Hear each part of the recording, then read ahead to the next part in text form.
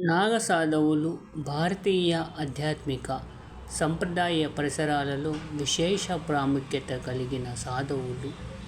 వీరు ప్రధానంగా శైవ సంప్రదాయాన్ని అనుసరిస్తారు. శివుని భక్తులు కావడం వలన నాగ అనే పదం శివుని జటలో నుంచి పుట్టడం జరిగింది. జటల్లో ఉండే నాగులను సూచించడానికి ఉపయోగిస్తారు.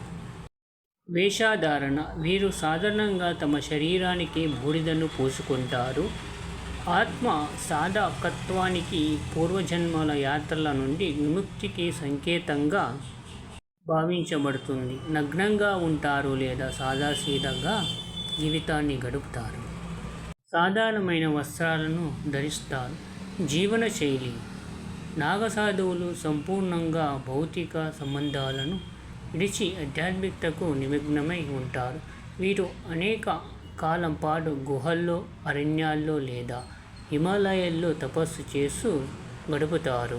వీరి యొక్క ఆచారాలు: సాధారణంగా కుంభమేళా వంటి మహోత్సవాలలో వీరి సమూహం గుంపులుగా ఉంటుంది. ప్రధాన ఆకర్షణగా ఉంటుంది. తమ ఆచారాల్లో యోగ సాధన, మంత్రోచ్చారణ, హవనాలు ముఖ్యమైనవి. నాగసాధువులు శక్తివంతమైన యోగులు, తపస్సులుగా భావించబడతారు.